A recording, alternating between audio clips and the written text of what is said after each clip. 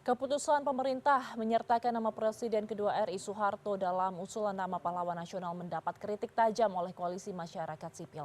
Lantas apa saja yang mendasari penolakan ini? Kita akan membahasnya bersama Dimas Bagus Arya, Koordinator Kontras, serta Wakil Ketua Umum Partai Golkar Ahmad Doli Kurnia. Selamat malam Bang Doli, selamat malam Mas Dimas, terima kasih atas waktunya. Selamat Selamat malam. malam, Bang Ayu. Selamat Oke. malam, Bang Doli. Oke, pertama saya ingin ke Mas Dimas terlebih dahulu. Mas Dimas, ini kan Anda sebagai perwakilan dari koalisi masyarakat sipil atau kontras begitu, menolak keras usulan nama Soeharto menjadi pahlawan nasional. Apa saja kekhawatiran Anda? Ya, terima kasih, Mbak Ayu. Pertama, Kontras tergabung dengan Koalisi Gerakan Masyarakat Adili Soeharto atau GEMAS, gitu ya.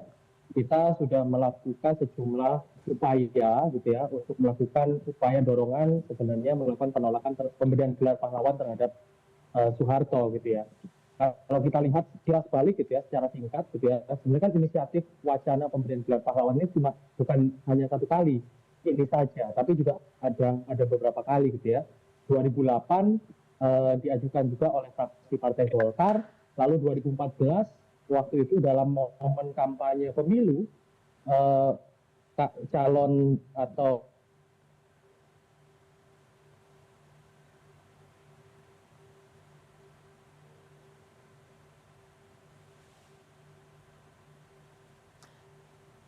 Oke, baik. Sepertinya kita masih mengalami gangguan komunikasi, Mas Dimas. dorong proses-proses. Mas Dimas? Oke, kita ke Bang Doli terlebih dahulu. Bang Doli, kita mengetahui seperti kata Mas Dimas tadi sempat dikatakan bahwa memang ini sudah berkali-kali rencana untuk mengajukan nama Soeharto sebagai pahlawan nasional dan selalu ditolak begitu. Banyak sekali alasan dari mulai alasan kemanusiaan, pelanggaran HAM, korupsi dan lain sebagainya. Bagaimana Anda menyikapi ini? Ya, pertama memang betul ini adalah untuk yang kesekian kali, 3 kali kalau tidak salah ya. Dan itu selalu yang mengajukan adalah kelompok masyarakat ya. Nah, kami sebagai Partai Golkar ya tentu memberikan dukungan ya. Pertama adalah tentu tidak perlu dijelaskan bahwa selama ini hubungan Partai Golkar dengan Pak Soeharto cukup panjang, cukup bersejarah gitu. Tetapi kami juga menilai bahwa apa yang disampaikan oleh masyarakat terhadap usulan Pak Harto sebagai pahlawan nasional itu cukup beralasan ya. Karena kita tentu sama-sama mengetahui begitu banyak jasa dari Pak Soeharto bagi pembangunan dan kemajuan Indonesia, dan kemudian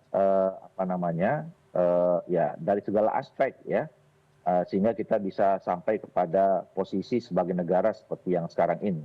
Jadi jasanya cukup perlu kita hargai gitu. Dan yang memberikan keputusan itu kan adalah pemerintah ya. Jadi posisi Partai Golkar ya kalau ketika ada anggota masyarakat yang mengajukan itu ya kami memberikan dukungan terhadap itu. Oke, saya coba ingin kembali ke Mas Dimas. Mas Dimas sudah kembali bergabung bersama kami. Sudah terdengar Mas Dimas? Ya. Oke, Mas Dimas tadi boleh Halo, ditanggapi? Mbak Ayu. Ya, Mas Sudah, Dimas. iya. Suara saya sudah terdengar? Sudah terdengar, Mas. Boleh ditanggapi tadi Bang Doli mengatakan bahwa jasa dari Pak Harto ini sangat banyak untuk masyarakat Indonesia. Tanggapan dari Anda?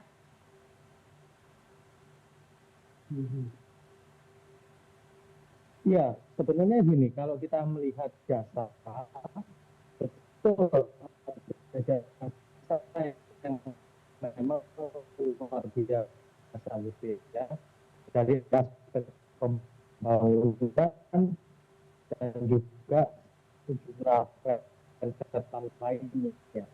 Tapi kita juga tidak boleh tutup mata terhadap sejumlah pelanggaran atau kekerasan negara yang terjadi selama masa Orde Baru. Termasuk juga adalah situasi-situasi yang berkenaan dengan normalisasi korupsi, kolusi, dan nepotisme di zaman Orde Baru. Nah, saya mau coba untuk melihat kembali sebenarnya alasan pencalonan atau wacana pemberian gelar pahlawan ini tidak kompatibel, Mbak Ayu, dengan Undang-Undang Nomor 20 Tahun 2009 pahlawan itu didasarkan pada asas kemanusiaan dan juga asas keadilan. Secara formil ini juga mengindikasikan bahwa pemberian gelar itu bukan main-main. Ini adalah sebuah gelar yang prestisius dan perlu kemudian dipertimbangkan alasannya dan juga pertimbangan-pertimbangan lainnya. Nggak cuma berbicara soal aspek jasa, tapi juga aspek lainnya, baik aspek kami melihat itu bahwa dalam masa pemerintahan baru di zaman Pak Harto 32 tahun ada banyak sekali rentetan kekerasan negara. Seenggaknya kami mengacu pada dokumen penyelidikan Komnas HAM yang menyebutkan nama Soeharto dalam 9 kasus Oke, baik. kekerasan negara dan juga pelanggaran berat hak asasi manusia Baik, di sepertinya zaman Orde Baru. oke, Yang Mas Dimas. kedua, kami juga melihat bahwa sudah ada upaya dari Kejaksaan Agung Oke, untuk melakukan proses begitu ya. Oke, Mas Dimas, saya coba ingin tanggapan dari Bang Doli terlebih dahulu ya, Mas Dimas. Suaranya kurang jelas tadi itu. Sepertinya ada putus-putus. Sepertinya ada gangguan jaringan di sini. Dari awal. Betul, oke. Nggak kedengeran kan. Kita akan coba kontak melalui sambungan telepon ya. Saya ingin tanggapannya dulu dari Bang Doli deh. Bang Doli, kalau kita tadi samar-samar mendengar Mas Dimas sempat menyebutkan Undang-Undang Nomor 20 Tahun 2009 ini tentang pemberian tanda kehormatan harus ada kemanusiaan, harus ada sisi kemanusiaan di dalamnya. Kita mengetahui sangat banyak aktivis yang menggaungkan keadilan untuk pelanggaran HAM pada saat pemerintahan Pak Harto. Kita tidak bisa tutup mata, Bang, tentang hal ini. Bagaimana menurut Anda? Iya, nggak apa-apa. Ada beberapa kelompok masyarakat yang juga menyampaikan penolakan dengan sekian alasan begitu ya. Tetapi kami menilai, tadi seperti saya katakan, positioning Golkar itu dalam hal memberikan dukungan ya.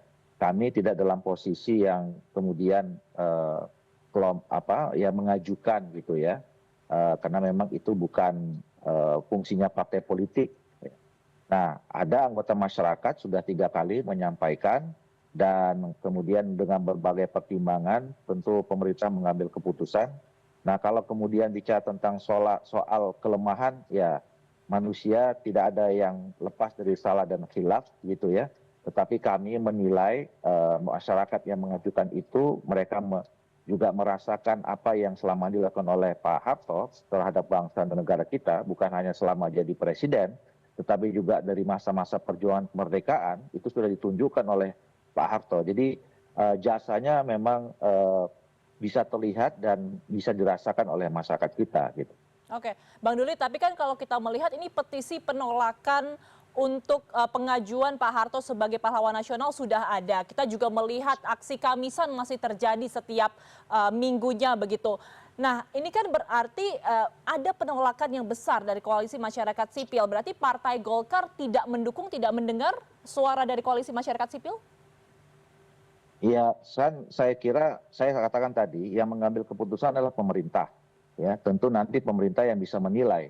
Saya kira pemerintah juga bisa melihat secara objektif. Ya, kalau mau dihitung-hitung secara kuantitatif, ya bila perlu ditanya anggota masyarakat itu ya. Nah, nanti bisa jadi penilaian dari pemerintah mana masyarakat yang betul-betul bisa merasakan. Ya memang kan kalau ngambil keputusan negara kita ini negara demokrasi ya. Jadi ada yang setuju, ada yang tidak setuju. Saya kira pemerintah juga punya kriteria-kriterianya di dalam menetapkan seseorang menjadi pahlawan nasional. Nah, selebihnya kita serahkan saja pada pemerintah. Tapi kalau ditanya sama Partai Golkar, tentu kami memberikan dukungan kalau ada masyarakat yang mengajukan Pak Harto diberi gelar pahlawan dan kami memberikan rekomendasi kepada pemerintah kalau dengan penilaian yang tepat saya kira layak untuk diberikan. Oke, saya kembali ingin coba berbicara dengan Mas Dimas. Mas Dimas sudah bergabung bersama kami melalui sambungan telepon. Mas Dimas, selamat malam. Ya, Selamat malam, Mbak Oke. Ayu. Apakah sudah terdengar suara saya? Sudah terdengar, Mas. Mungkin bisa disampaikan kembali tadi pandangannya mengenai tanda jasa-jasa dari Soeharto selama masa kepemimpinannya. Ya, tadi mungkin terputus, maaf sekali koneksinya tidak baik gitu ya.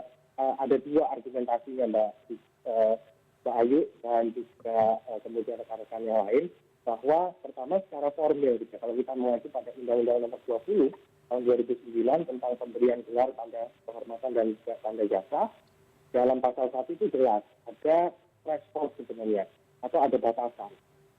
Siapa saja atau orang siapa aja gitu ya yang kemudian dapat diberikan atau dapat diperkenankan untuk mendapatkan gelar tanda jasa, tanda kehormatan maupun pahlawan nasional. Di pasal 1 itu ada berbicara soal asas kemanusiaan dan juga asas keadilan. Lalu kalau kita lihat kembali rekam jejak dari Pak Harto gitu ya, 32 tahun memerintah, ada banyak sekali rentetan kekerasan negara. Tadi saya juga sudah jelaskan, yang kami rujuk adalah dokumen resmi negara berkenaan dengan penyelidikan pelanggaran berat hak asasi manusia. Ada 9 kasus yang menyertakan nama Pak Harto di situ, dan itu masih belum terungkap sampai sekarang gitu ya. Bahkan kemudian masih ada banyak deretan korban pelanggaran berat HAM yang tahun 2023 itu sudah Presiden Jokowi waktu itu sudah memberikan pengakuan dan juga penyesalan terhadap 15 kasus pelanggaran berat hak asasi manusia. Nah ini jadi pertanyaan, apakah kemudian kasus-kasus ini hanya dijadikan angka semata atau dipertimbangkan untuk pemberian gelar pahlawan kepada Soeharto, atau memang dalam tanda kutip ada agenda politik balas budi karena memang hari ini momentumnya pemerintah yang berkuasa atau penyelenggara negara hari ini notabene adalah mantan menantu dari Pak Harto gitu ya. Atau yang kedua yang kami juga permasalahkan adalah penunjukan ketua Dewan Gelar Tanda Jasa dan Tanda Kehormatan yaitu Pak Fadlizon. Yang ini juga tentu tidak didahului dengan proses transparansi, proses pelibatan publik untuk kemudian dapat memilih ketua, dan menurut kami ini kuat sekali dugaan konflik kepentingannya. Jadi atas dasar itu sebenarnya Mbak Ayu, kami coba untuk melihat ini secara lebih kritis. Jangan sampai kemudian bangsa Indonesia menggadaikan cita-cita besar Republik untuk berdiri di sisi sejarah yang salah, sisi sejarah yang menormalisasi korupsi, sisi sejarah yang menormalisasi pelanggaran berat hak asasi manusia, dan sisi sejarah yang pada warga negara yang menjadi korban kekerasan negara. Begitu Mbak Ayu. Oke, saya kembali ke Bang Doli. Bang Doli tadi Mas Dimas sempat menyebut bahwa ini adalah gelar yang diberikan syarat dengan kepentingan, nilai-nilai politis di dalamnya. Partai Golkar mendukung begitu ya apa yang disarankan atau apa yang diajukan oleh pemerintah. Tapi Anda tidak mengkritisi hal ini juga? Ya, saya tidak paham syarat kepentingan politiknya apa ya. Kalau dari perspektif kami, tentu kita merasa berterima kasih ya kalau negara memberikan gelar pahlawan itu kepada, atau pemerintah memberikan gelar pahlawan kepada Pak Soeharto. Dan secara politik sebetulnya buat kami Partai Golkar ya itu sesuatu yang normal saja ya, karena kita lihat tadi saya katakan bahwa ada kelompok masyarakat ya yang menilai bahwa Pak Harto ini memiliki sekian banyak sumbangsih pemikiran, tenaga, ya, fisik dan seterusnya itu, sehingga memang berhak mendapat gelar pahlawan gitu. Nah, jadi saya tidak menemukan ya apa alasan politisnya. Dan saya kira kalau memang tadi setiap manusia, dan sama juga saya kira kalau bagi siapa saja yang selama ini sudah mendapatkan gelar pahlawan, itu dalam pertimbangan bahwa kita melihat hal-hal yang positif saja, apa yang sudah didapatkan. Dan saya katakan sekali lagi tadi, setiap manusia siapa saja, termasuk yang mungkin sudah mendapatkan gelar pahlawan, selama ini juga punya kelemahan, punya kesalahan, punya kekhilafan gitu. Tetapi dengan penilaian-penilaian tertentu, yang tentu saya kira objektif berdasarkan apa yang sudah dikontribusikan buat kepentingan bangsa negara, itulah yang menjadi pertimbangan kenapa pada akhirnya pemerintah atau negara memberikan gelar pahlawan pada seseorang. Oke, saya coba kembali ke Mas Dimas. Mas Dimas, ini mungkin tadi Bang Doli juga masih mempertanyakan syarat muatan politisnya seperti apa, muatan kepentingannya seperti apa, bisa Anda jelaskan? Ya, kalau kita kilas balik lagi Mbak Ayu gitu ya, tahun 2014 ketika proses pemilu 2014 waktu itu, kita ingat betul, masih terekam dalam ingatan publik bahwa ketika masa kampanye calon presiden waktu itu Pak Prabowo Subianto itu juga membuat satu janji kampanyenya, yaitu melakukan upaya-upaya untuk mendorong pemberian gelar pahlawan kepada Soeharto. Nah, 2024 Pak Prabowo terpilih sebagai presiden. Kita lihat juga latar belakang dari Pak Prabowo yang juga mantan menantu dari Soeharto. Lalu kemudian kita cocokkan dengan janji kampanye politik yang waktu itu disampaikan. Nah, ini yang menurut argumentasi kami adalah syarat kepentingan politik. Nah, seharusnya dalam konteks untuk pemberian gelar tanda pahlawan dan juga tanda jasa kehormatan, kita punya undang-undangnya kok. Kita ada konstitusi gitu ya, yang kemudian juga dalam preambulnya gitu ya, menekankan, menitik beratkan pada nilai-nilai kemanusiaan. Nah, di situ poinnya. Apakah kemudian pada akhirnya kita, yang tadi saya jelaskan gitu ya, kita mau berdiri pada sisi sejarah yang menormalisasi pelanggaran berat hak asasi manusia yang itu terpersonifikasi dalam dirinya Pak Soeharto gitu ya, selama 32 tahun melakukan pemerintahan, menjalankan pemerintahan gitu ya. Atau pemerintah berani hari ini, penyelenggara negara berani untuk kemudian dapat memperjuangkan suara-suara korban yang masih menanti keadilan dengan tidak memberikan gelar pahlawan kepada sosok-sosok yang kontroversial. Kalau berbicara sosok kan ada banyak sebenarnya orang-orang yang lebih pantas mendapatkan gelar pahlawan dengan pertimbangan-pertimbangan yang lebih masuk berdasarkan Undang-Undang Nomor 20 Tahun 2009. Jadi argumentasi kami seperti itu, Mbak Ayu. Oke, Mas Dimas, saya juga ingin Anda berkomentar mengenai sosok-sosok lain yang tadi sempat Anda singgung, salah satunya adalah Marsinah. Ini adalah salah satu korban aktivis buruh yang meninggal pada saat era kepemimpinan Presiden Soeharto. Kita juga tahu bahwa banyak sekali orang yang menuntut Pak Harto untuk bertanggung jawab atas kasus ini, tapi ternyata sekarang diusulkan bersama menjadi pahlawan nasional namanya. Tanggapan Anda? Ya, pemberian gelar pada wacana pemberian gelar pada Marsinah, dan tadi itu yang saya bilang ya, ada beberapa sosok-sosok lain yang sebenarnya juga pantas mendapatkan gelar pahlawan dari sisi dari segi atau misalnya dari ranah kebudayaan, dari ranah-ranah ekonomi, dari ranah-ranah sosial masyarakat. Itu ada banyak sekali sebenarnya calonnya. Marsinah juga salah satu kandidat untuk mendapatkan gelar pahlawan nasional. Nah, menurut kami sendiri sosok Marsinah ini kan sangat melekat gitu ya, sebagai simbol perjuangan gerakan buruh di Indonesia, terutama gerakan buruh perempuan. Nah, tentu hal ini yang perlu kemudian menurut kami gitu ya, tidak hanya kemudian hanya berhenti sebatas seremonial pemberian gelar, Mbak Ayu, tapi juga kemudian dibarengin dengan langkah konkret pemerintah untuk dapat menjamin hak-hak dari teman-teman buruh, terutama teman-teman buruh perempuan yang menjadi kelompok rentan hari ini, karena masih belum ada mekanisme perlindungan dalam dunia kerja, dalam sistem perburuhan kita gitu ya.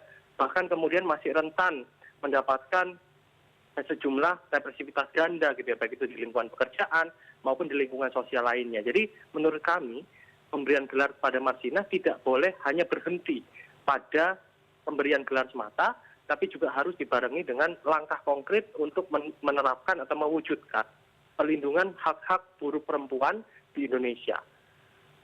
Oke, terakhir saya ingin ke Bang Doli. Bang Doli, mungkin tadi kalau kita merangkum apa kata dari Mas Dimas, ini banyak sosok lain yang lebih pantas diberikan gelar pahlawan daripada Pak Harto, karena masih banyak kasus-kasus yang belum tuntas hingga saat ini. Seperti apa Partai Golkar bisa melihat ini, dan apakah tidak sempat ada diskusi juga tentang sosok yang diusulkan lain untuk menjadi pahlawan nasional? Nah, kami sebagai partai politik tidak punya kapasitas ya untuk menentukan siapa yang berhak mendapatkan gelar pahlawan atau tidak gitu. Jadi percuma kalaupun kami mendiskusikan sosok-sosok mana saja yang layak mendapatkan gelar pahlawan. Ya itu kan pada akhirnya ditentukan oleh pemerintah. Malah kami nanti bisa disalahkan ya kalau kemudian partai politik mengusulkan nama si A, si B, si C ya, dipertanyakan nanti justru ada apa partai politik kalau kemudian mengusulkan nama si ini lebih baik dibandingkan dengan nama lain untuk diajukan jadi mendapat gelar pahlawan nasional. Makanya saya katakan tadi, standing position Partai Golkar adalah ketika ada masyarakat yang mengusulkan, ya, dan ini sudah berkali-kali dan itu daerahnya berbeda-beda, artinya itu bisa juga mewakili sekian banyak aspirasi masyarakat Indonesia yang menghendaki Pak Soeharto mendapatkan gelar pahlawan, gitu. Nah, makanya kami memberikan dukungan, ya, kalau kemudian pemerintah mendengar, ya, aspirasi yang disampaikan masyarakat itu dan kemudian dengan kriteria tertentu menilai bahwa memang Pak Soeharto layak menjadi atau mendapatkan gelar pahlawan nasional. Oke, layak atau tidaknya masih menjadi pro dan kontra di tengah masyarakat. Kita akan lihat ini sudah 3 kali pengajuan nama Pak Harto, apakah benar-benar akan diberikan gelar atau mungkin ada penundaan lagi. Terima kasih atas diskusinya malam hari ini, telah bergabung bersama kami Mas Dimas Bagus Arya, Koordinator Kontras, serta Wakil Ketua Umum Partai Golkar, Bang Ahmad Doli Kurnia. Selamat malam para narasumber, terima kasih, selamat beraktivitas. Malam. Terima kasih Mbak Ayu, selamat malam.